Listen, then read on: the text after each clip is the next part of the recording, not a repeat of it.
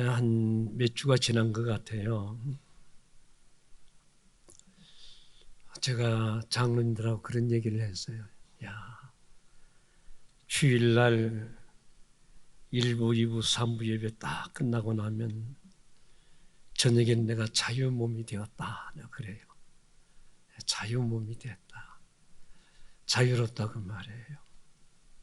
그때 그 장로님 한 분도 그래요. 목사님, 저도 주일날 대표 기도 끝나면 저도 자유예요. 자유예요. 그만큼 부담감을 가진다는 거예요. 예, 부담감. 말씀을 전하더라도 기도를 하더라도 누구 앞에 하지요? 여러분들 앞에 하는 게 아니에요. 하나님 앞에. 하나님 앞에 하다 보니까 긴장이 되고 두렵고 떨리는 거야. 내가 하나님 말씀을 바로 전달해야 되는데 혹시나 내가 잘못 전달이 되면 어떡할까? 그와 같은 여러분 긴장 속에서 설교를 한다는 거 여러분들 하시나요? 그냥 이렇게 써가지고 연설하는 것처럼 하는 게 아니에요. 하나님 앞에 선다는 자세. 그래서 힘든 거예요. 자, 저는 여러분들의 신앙이 고정관념에서 벗어나면 좋을 것 같아요. 오늘날 많은 분들이 신앙의 고정관념이 박혀서 바뀌어지질 않아. 그게 자기 법인 줄 알아. 그게 자기 예수 잘 믿는 것으로 생각해. 절대 아니에요. 여러분, 물이라고 하는 것은 고여있으면 썩어지고 물이라고 하는 것은 들어오고 나가고 해야 생명이 살고 그 물이 여러분 좋은 물이 되는 거예요. 우리 역시도 마찬가지예요. 내 자신의 신앙생활이 전부 다 옳다고 생각하는 것은 여러분 자기 생각이에요. 자칫 잘못하면 내 자신의 신앙이 평생을 예수 믿었는데 내 잘못 믿었구나. 그런 날이 여러분 우리에게 올 수도 있다는 거예요. 그래서 우리는 듣는 귀가 필요하고 보는 눈이 달라야 돼요. 내가 지금까지 이렇게 살아왔다고 하지만 이게 아니구나. 유턴할 수 있어야. 그래야 다른 사람도 살고 다른 분도 여러분 은혜를 받는 거예요. 자, 오늘 우리 그렇찬의 삶의 화두가 뭐예요? 두 가지예요. 여러분들이 신앙생활의 화두가 두 가지인데 첫째는 무엇인가? 율법으로 살 것인가 믿음으로 살 것인가예요. 전통으로 살 것인가 내가 믿음으로 살 것인가 은혜로 살 것인가예요. 그렇잖아요. 그렇찬의 삶이라고 하는 것은 우리가 스스로 이루어낼 수 있는 영적인 영역, 내 스스로가 살 수 없는 영적인 영역이라는 것을 우리가 염두에 둬야 돼요. 내가 생각하는 대로 되는 것이 아니에요. 신앙이라고 하는 것은 여러분 내 스스로 결정하고 내 스스로가 여러분 이루어나는 것이 아니에요. 영적인 영역이기 때문에 그래요. 그 신앙생활이라고 하는 것은 얼마나 여러분 은혜를 생각하면 은혜가 되고 잘못 생각하면 잣대가 되어지고 예배를 드렸지만 내가 뭘 드렸는지 모르고 그냥 돌아갈 때가 있는 거예요. 그렇다면 율법과 믿음이 무엇인가? 제가 늘 설교하면서 율법에 대해서 요즘 좀 내가 강조하는 것 같아요. 무엇인가? 율법과 믿음은 어떤 관계인지 알지 못한다고 한다면 그 율법의 한계를 넘지 못하고 평생을 불필요한 수고만 있을 뿐 믿음에 이르지 못하게 된다는 거 아시나요? 네, 어려운가요?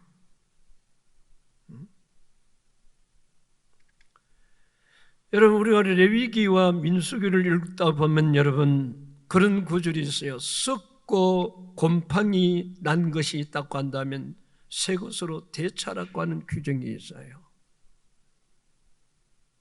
썩어지는 것이 있고 곰팡이 난 것이 있다면 그걸 뽑아버리고 새 것으로 되찾아라, 그런 규절이 있어요.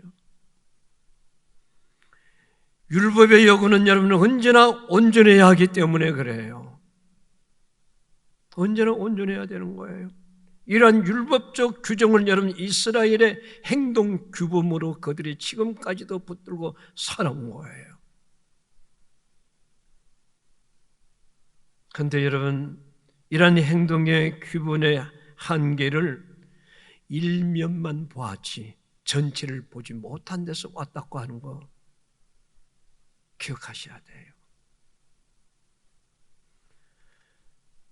예를 든다간도 이것은 마치 여러분 골조가 지금 무너져가고 있음에도 불구하고 깨어진 벽돌 하나만 갈아 끼운다고 하는 이와 같은 생각. 지금 기둥이 지금 부러져서 무너지고 있는데 저 벽돌 하나만 갈아 끼우면 된다.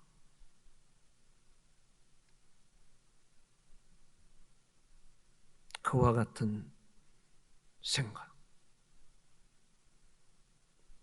이것이 바로 신앙 안에서 벗어난 율법의 한계라고 하는 거 아닌가요? 신앙이란 무언가? 목사님 신앙 모르는 사람이 어디 있어요? 지금까지 내가 신앙생활 지금 70, 80까지 해왔는데 여러분 신앙이 뭔가요?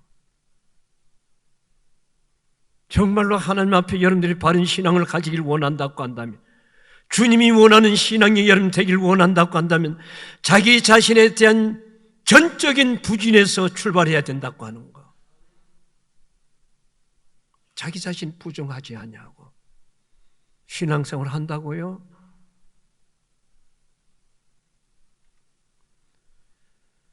여러분, 신앙이라고 하는 부분적으로 고치고 수정하는 것이 아니에요. 매일 여러분들 그와 같은 반복적인 신앙생활을 해온 거예요. 말씀을 듣고 이거 고치고 말씀을 듣고 저거 고치고. 그 신앙이 아니에요. 정말로 여러분들이 바른 신앙을 가지려고 한다면 전적인 내 자신을 부중한 데서 시작이 되어져야 올바른 집을 짓는 거예요.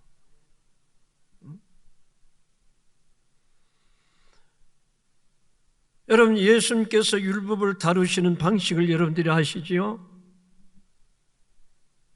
우리가 성경에 보면 눈에는 눈, 이는 이, 칼은 칼, 주먹은 주먹으로 인간의 본능적 방식이 아님을 알 수가 있어요. 어디에서? 예수님의 율법을 다루는 방법. 우리는 한 대 맞으면 나도 한 대 때려야 돼. 그 율법이에요. 그런데 주님은 그렇게 다루지를 아니하셨어요.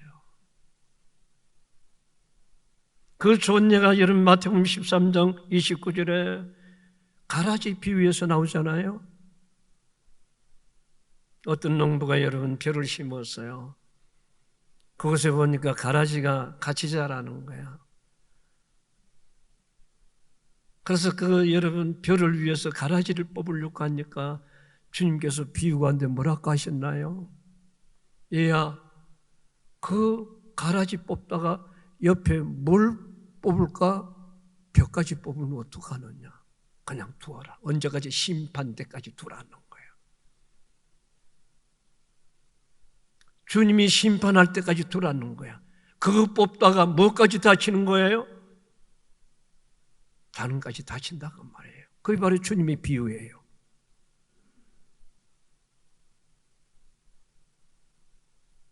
여러분, 요한복음 8장 3절에서 11절에 무슨 사건이 나오는가요?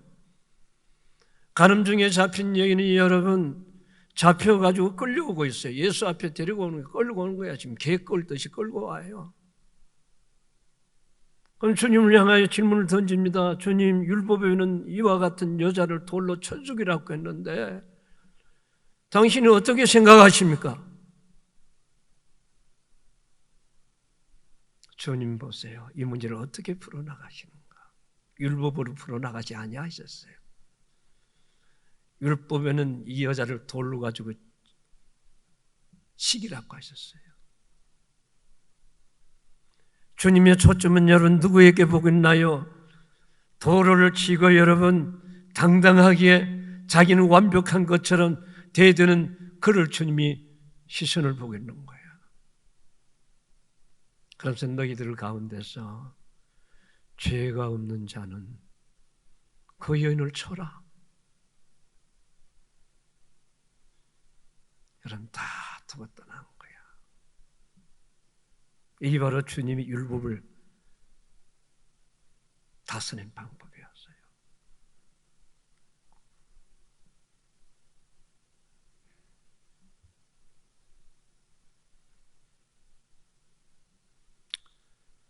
그들의 질문에 주님은 묻지도 아니하시고 그 여인을 향하여 어떤 눈초리를 보고 있는 거예요? 사랑으로 용서로 그를 보고 있는 거예요.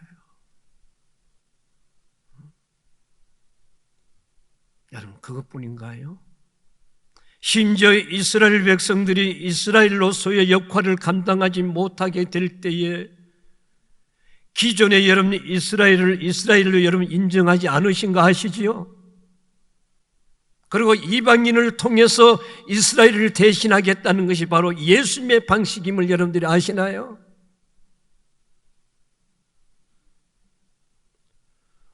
오늘 우리는 신앙생활에 여러분 문제가 너무 많아요. 염려가 참 제가 많이 해요. 왜 오늘 이와 같은 고정관념 속에서 성도들이 살아가나? 누가 그러시더라고요. 이 설교를 하니까. 율법을 만드신 분이 하나님 아니신가요? 그 육을 입고 이 땅에 오신 하나님은 왜 율법의 요구를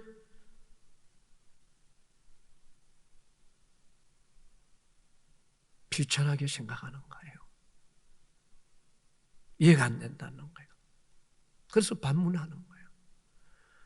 오늘 여러분들도 그와 같은 의문점을 가진 분이 있을 거예요. 과연 무엇이 잘못된 것일까? 우리는 성경을 통하여 장로유전이라는 말을 듣게 되었을 거예요. 장로유전이라는 말을 듣습니다. 장로유전이라는 무엇인가요? 율법을 인간의 종교적 목적으로 바꿔 놓은 것을 말하는 거예요.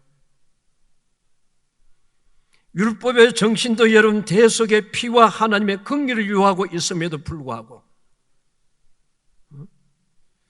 이스라엘의 상태를 여러분 율법의 정신을 여러분 모두 상실해버리고 역사적 배경에 전혀 없는 다른 종교적 해석들이 이들에게 전통으로 여러분 자리를 잡고 왔다는 거예요.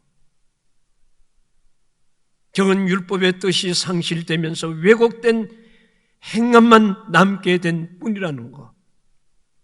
이것이 오늘날 교회의 모습이고 여러분들과 저의 모습이라고 하는 것. 이해가 되는가요?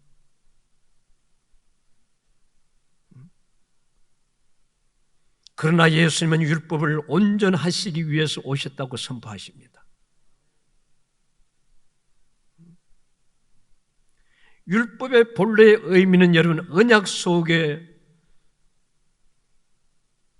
이루어졌음에도 불구하고 그 언약 속에 피의 대속과 하나님의 긍휼을 볼 수 있는 영적인 눈이 멀어져 있는 이스라엘 백성들을 향하여 율법의 의미를 깨닫게 해주시겠다고 하는 거예요.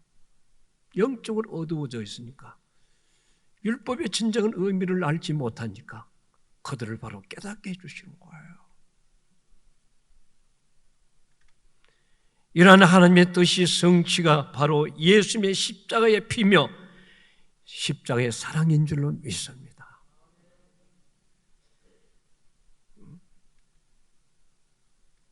그러므로 예수님이 오시기 전에는 언약 속에 있는 죄의 대속을 통하여 믿음이 인정되었다고 한다면, 예수님께서 십자가를 지시고 난 후로는 예수님의 여러분 믿는 것을 통해서 믿음이 되게 해주셨음을 믿으시기를 축원합니다.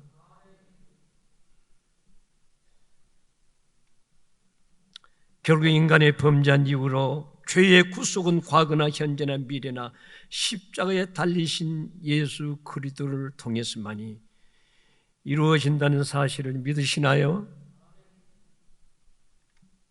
그래서 예수님께서 과거에 아브라함의 비유를 얘기를 하더라고요. 과거의 사람 아브라함은 미래에 오실 그리스도를 때를 볼 것을 소망하셨고, 그러면서 뭐였습니까? 보시고 기뻐하였더라. 아직 예수가 오시지 않았는데 오실 그 예수를 바라보고 기뻐하였더라. 성도 여러분, 과거나 현재, 미래 그리스도 안에서 비로소 통일되고 있다고 하는 것, 바로 이거예요. 시의 공간을 초월하여 예수 그리스도 안에서 하나 되는 이것이 바로 교회의 모습이에요. 자, 오늘 이 본문을 돌아가 볼까요? 왜 목사님께서 율법과 믿음과 그 얘기를 했는가? 오늘 이 본문을 설교하기 위해서 한 거예요. 제자들이 함께 모인 자리에서 예수님이 그 제자 하나가 주님을 팔고, 그가 어떻게 죽었나요? 비참하게 죽지 않아요. 가룟 유다. 그 자리를 메꿔야 되겠어요. 누굴 메꿀 것인가? 누굴 그 자리에다가 세울 것인가? 결정하는 순간이에요. 오늘 20절 말씀해 보세요. 시편에 기록하였으되, 이것은 바로 시편 여러분 다윗의 여러분 시를 가지고 근거를 하고 있다는 말을 의미합니다. 그 말씀의 내용이 뭔가요? 그의 거처를 황폐케 하시며 거기 거하는 자가 없게 하소서 하였고, 또 일러서되 그 직분을 타인이 취하게 하소서 하였도다. 자, 여러분, 이 말씀의 의미는 뭔가요? 그 자리를 다른 사람이 메꾸라고 하는 그와 같은 의미인가요? 우리는 그렇게 해석들 하고 그렇게 설교들 해요.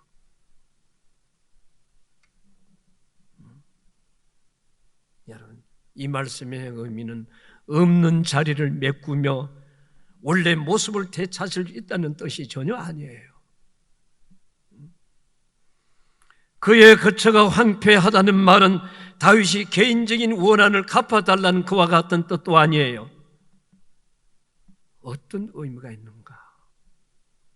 하나님의 언약을 적대하는 세력 전체를 심판해달라고 하는 거예요. 여러분 아시나요?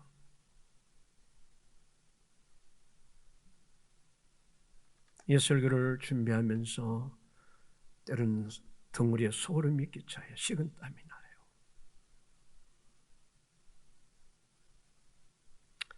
마치 하나님의 뜻을 알지 못하고 언약궤를 차지하기만 하면, 하나님의 뜻을 알지 못하고 직분을 받기만 하면, 이스라엘 백성들이 말이에요, 전쟁에서 승리하고 복을 받는다고 믿는 이방 블레셋 민족뿐만 아니라 이스라엘까지도 언약궤가 친히 심판하실 것이라고 얘기한 거예요. 그래서 하나님의 심판은 부분적이 아니라고 하는 거, 전체적인 의미를 잊지 말라는 거예요. 보세요, 요나 한 사람이 잘못 사명을 버리고 가물이 나요. 요나 하나만 뽑아가지고 여러분, 그럼 되지 않겠어요? 그 배 전체가 풍랑을 만나는 걸 봐요. 하나님의 심판은 그 한 사람으로 인하여.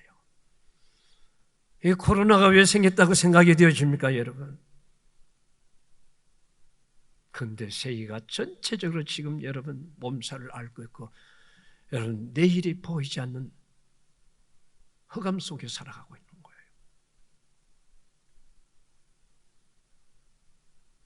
그런데 중요한 것은 이때부터 사도라는 말이 처음으로 여기 등장합니다. 사도라는 말이 여기 나와요. 예수님이 함께 할 때는 제자들이었어요. 그렇잖아요? 제자들이었어요.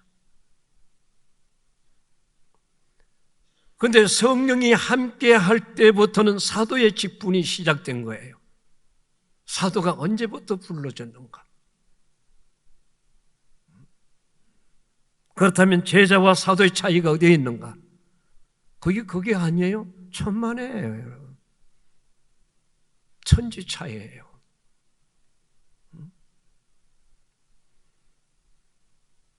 여러분, 제자들은 예수님의 12제자를 선택해가지고 주님의 사역에 동참하면서 실질적인 현장을 보고 있었던 그들인데도 불구하고 예수를 믿었어요? 못 믿었어요? 믿지 못했지요. 자기 백성을 구원하러 왔지만 저들이 나를 죽였지만 난 사흘 만에 부활한다. 그들이 믿었나요? 믿지 못했어요. 그래서 제자는 보고도 믿지 못한 것이 제자였어요. 사도는 어떤 사람인가요? 성령이 하신 일과 직분이 중심이 되어졌음을 확인할 수가 있잖아요. 성령이 하신 일과 직분의 중심이 된다는 것을 오늘 본문을 여러분 얘기하고 있지 않아요? 제자들은 여러분 보고도 믿지 않았고, 그런데 여러분 성령이 오심으로 인하여 이 사도들에게 주어진 것은 뭔가요? 부활과 십자가의 증인의 역할을 하는 데서 달랐다고 하는 거. 이해가 됩니까? 여러분 증인이라는 건 뭔가요? 여러분 재판을 받을 때 여러분 판사가 얘기합니다. 당신이 죄가 억울하지요? 여기 대해서 증인 세워줄 사람 있나요? 데리고 오세요. 증인을 데리고 옵니다. 이 정연철 목사는요 그런 사람이 아니에요. 정말로 훌륭한 사람이에요. 내가 증인이에요. 판사가 듣더니 왜 증인의 말이 보니까 일리가 있거든요. 설득력이 있거든요. 그거예요. 증인은 뭔가? 증인이라고 하는 것은 자신을 드러내는 존재가 아니라 성령님이 친히 행하신 일을 증거하는 것이 바로 여러분 증인이에요. 예수님께서 너는 내 증인이 되라고 목사를 세우고 여러분 일꾼들을 세운 거 아시나요? 그런데도 오늘 증인의 삶을 살지 못하고 있는 거예요. 왜요? 성령님이 친히 행하신 일을 증거하는 자인데도 불구하고 성령이 그 마음속에 지배를 받지 못하고 있기 때문에 그 얘기를 못하는 거예요.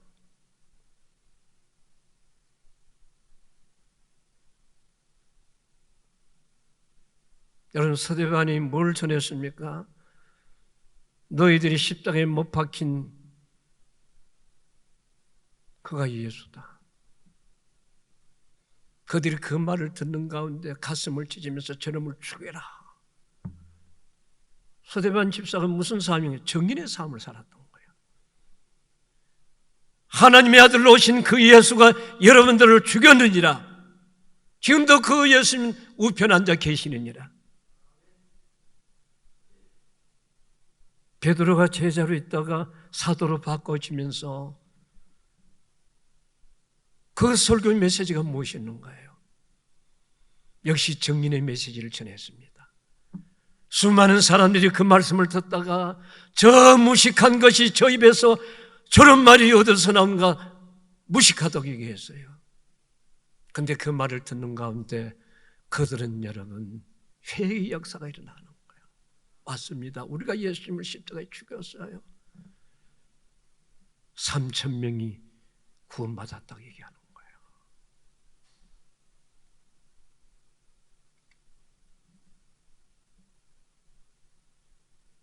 그러므로 여러분, 사도라고 하는 것은 성령의 지배를 당하는 존재이지 성령을 지배하는 존재가 아니라는 거예요.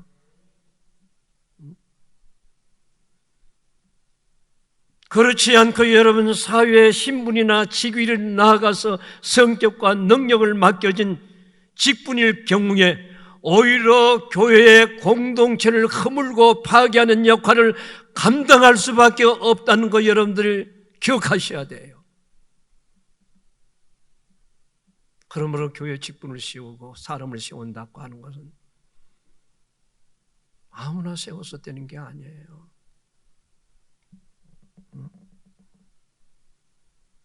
그가 재력이 있으니까,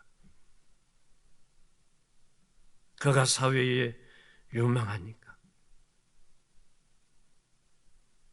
그의 기준이 되면 안 돼요.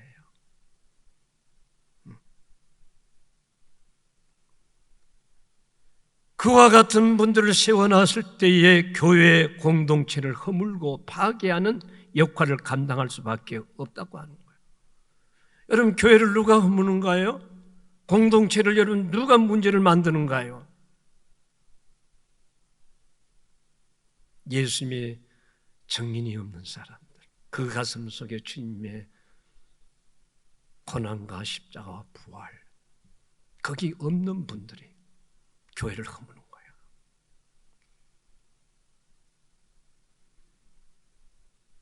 자, 두 명의 후배자가 여기 등장합니다. 응? 두 분의 후배자예요.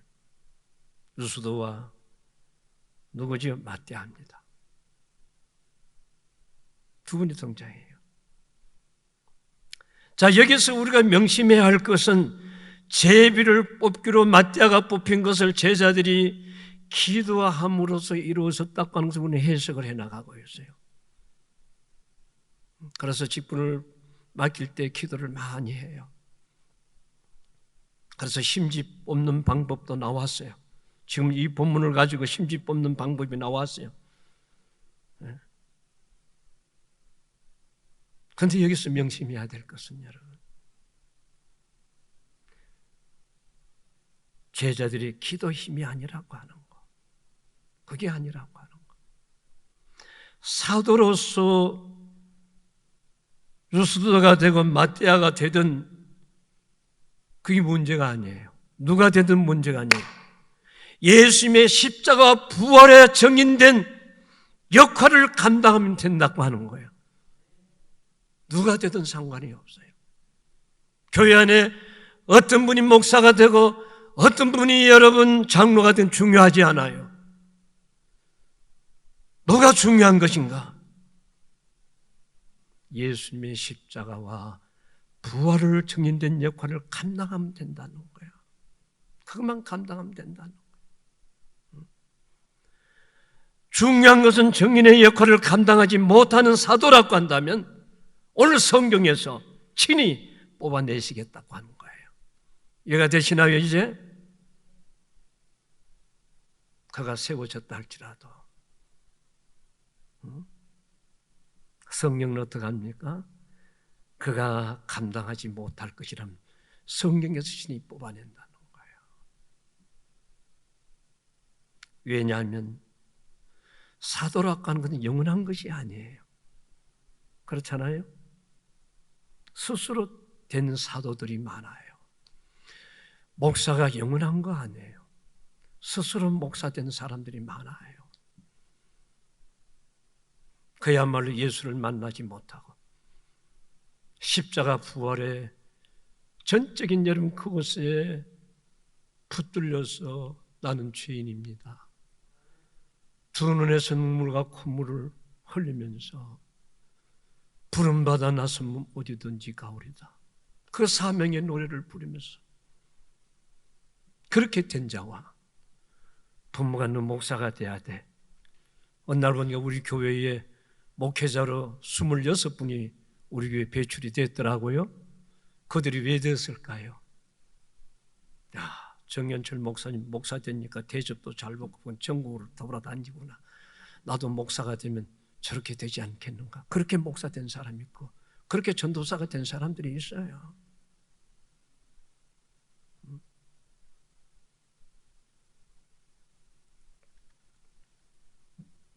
거기에 대한 증거가 바로 무엇인가요? 오늘 가룟 유다였어요. 가룟 유다였어요.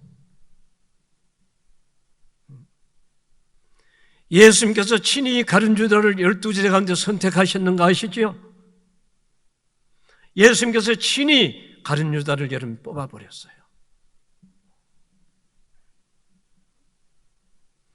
이 말은 성령의 선택이 불완전하다는 뜻이 절대 아니에요. 가룟 유다들의 선택은 주님의 뜻 가운데 있었다는 뜻이고, 좋게 사용하든 나쁘게 사용하든 그것이 바로 하나님의 뜻이기 때문에 그렇다는 거예요. 자 보세요.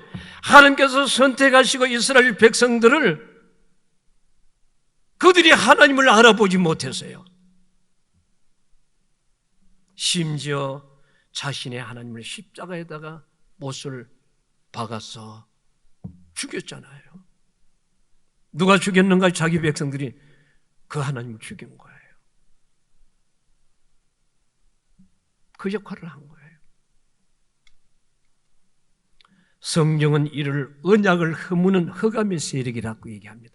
하나님의 약속을 허무는 흑암의 세력이고, 말씀을 창조되지 않는 사단의 정체라고 얘기하고 있어요. 사단의 정체다 그 말이에요. 그러나 예수님의 십자가에 인해서 이러한 사단의 세력이 심판의 위에 오르게 된 거예요. 그러므로 인간의 선택이 하나님의 선택이 될 수 없다고 하는 거 믿으시나요? 제가 이 말씀을 알면서 가슴이 뭉클한 거예요. 그리고 식은땀이 쫙 흐르는 거예요. 왜 인간의 선택이 하나님의 선택이 될 수 없는 것이 왜 인간의 육의 한계이기 때문에 그래요. 인간이 보는 한계가 그 이상은 보지 못한다 그 말이에요. 또 여러분, 죄인 된 자가 누구를 선택한다고 할지라도 역시 그 사람이 선택된 자도 죄인이다 그 말이에요.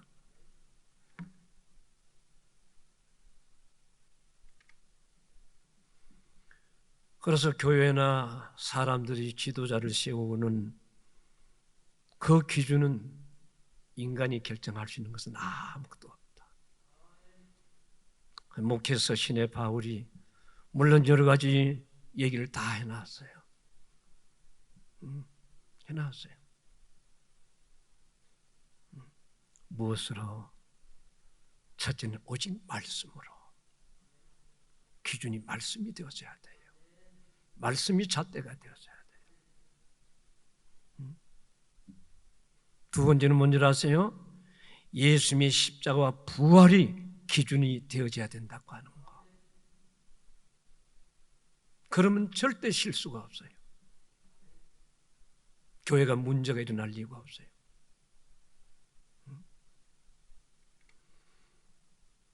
바로 여기에서 주님께 부름받은 자의 정체가 드러나는 거예요.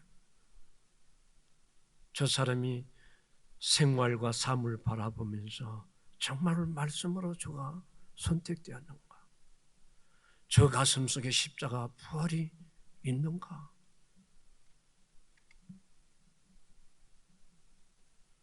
여러분, 그래서 여러분들이 교회가 생각해야 되고 오늘날 지도자들이 생각해야 되는 것은 선택하는 자가 영적으로 바로 서 있지 못하며 선택받는 자에게 영적인 선택을 기대하기가 어렵다고 하는 거.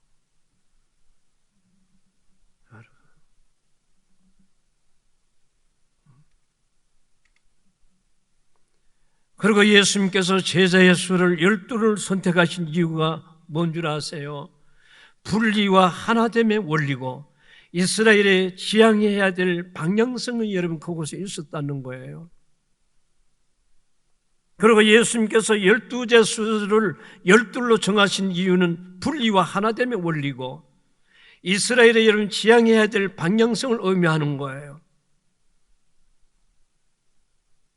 12이라고 하는 것은 야곱의 아들들 이스라엘 12지파를 통합니다. 그럼 요셉은 어떤 인물을 우리가 봐야 되는가? 하나님께서 요셉을 야곱의 총리로 삼으신 것은 요셉을 통해서 하나님의 행하신 일을 전가하기 위함에 불과한 거예요. 하나님의 일은 이렇게 세우시고 이렇게 일한다. 그걸 전가하기 위한 여러분 하나의 인물이었어요. 그리고 이스라엘의 12지파는 이스라엘의 국가를 이루시기 위한 하나님의 계획의 일환이었음을 여러분 잊지 말아야 돼요. 그래서 여러분 12지파가 하나 되는 관건은 오직 언약뿐이라고 하는 거. 언약. 여기서 인간의 능력과 지혜가 아니라 하나 되는 것은 하나님의 말씀 아니다고 하는 거. 인간의 지혜와 능력이 아니라 오직 언약 속에 하나님의 긍휼이 이스라엘을 하나 되게 하신다고 하는 거 믿으시나요?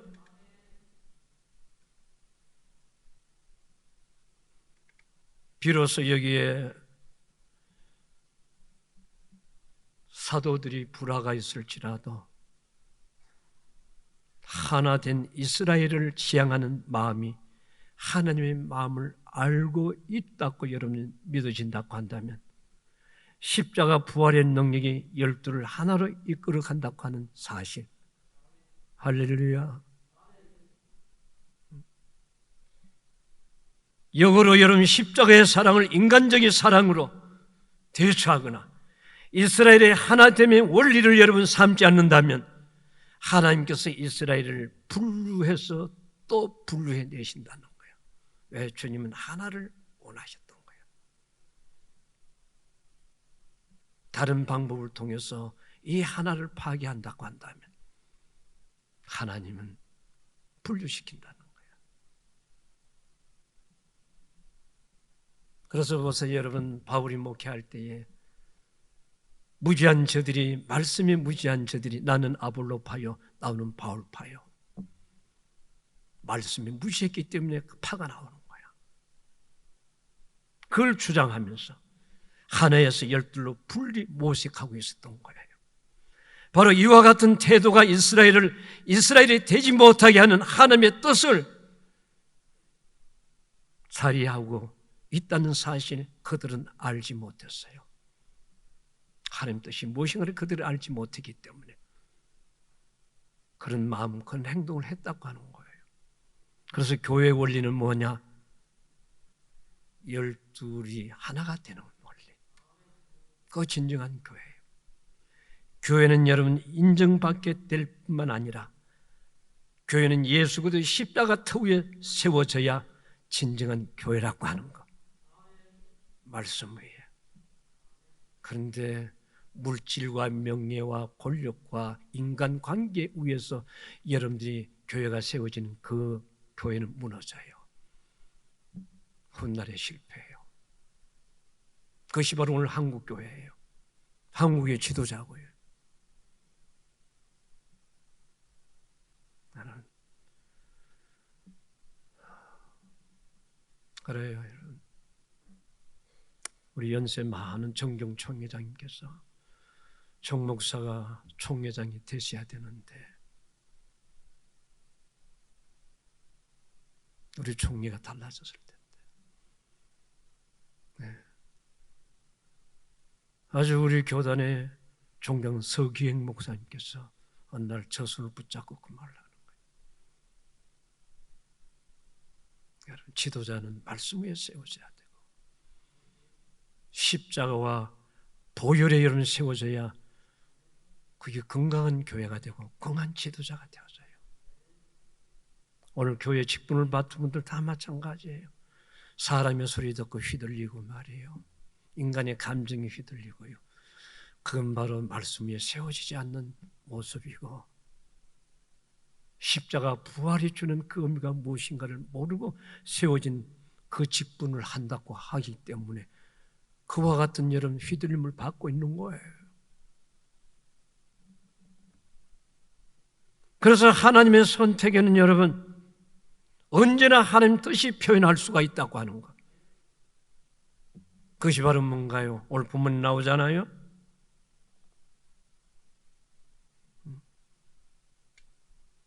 25절에 봉사와 미 사도의 직무를 대신할 자인지를 보시옵소서. 유다는 이 직무를 버리고 제 곳으로 갔다. 유다가 취해야 될 직무가 뭔가요? 십자가 부활이에요. 그 위에서 헌신이 되어야 되고 섬겨야 될 건데 그걸 버리고 갔다는 거예요. 그래서 누굴 뽑습니까? 마띠아를 뽑는 거예요.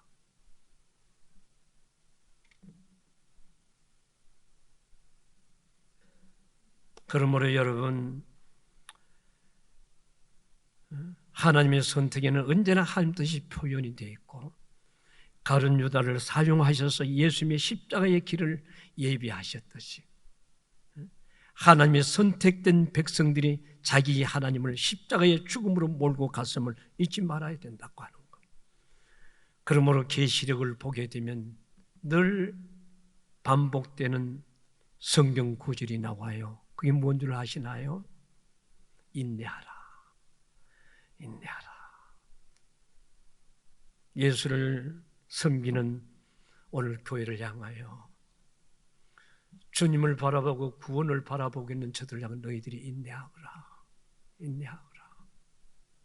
교회 봉사하는 성가대원들 여러분들 인내가 있어야 돼요.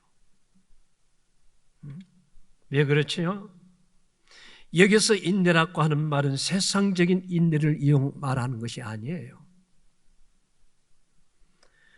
여기서 인내하라고 하는 말은 예수님의 십자가 부활에서 멀어지지 말라고 하는 인내예요. 십자가 부활에서 멀어지지 말라. 항상 붙어 있으라고 하는 것을 갈망하라는 거예요. 우리가 지켜 행할 수 없는 것은 율법 우리가 지킬 수가 있는가요? 하나도 못 지켜요. 행할 수 없는 것을 예수님은 우리를 대신해서 이루어 주신다는 사실 믿음으로 간직할 수 있기를 주의 이름으로 축원합니다. 그래서 구원의 열차 무엇을 가져간 믿음으로 천국까지 인도하는 거예요. 내가 율법을 지켰으므로 가는 게 아니에요, 여러분. 왜? 율법은 아홉을 지키고 하나를 지켜내지 못한다고 한다면 율법 전체를 지키지 못한 것이 된다고 하는 사실이기 때문에 그래요. 그건 지킬 수가 있는가요?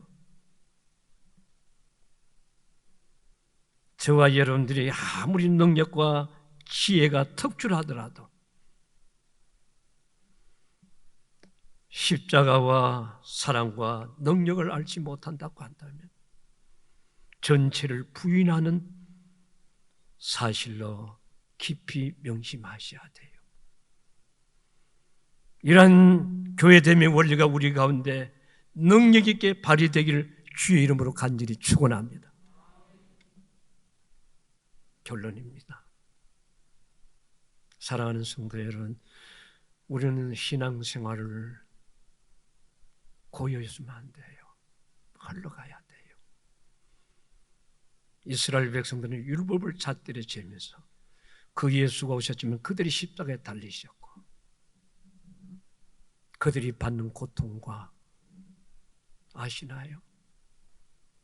우리 주님은 율법을 폐하러 온 게 아니고 완성하러 오셨다고 하셨어요.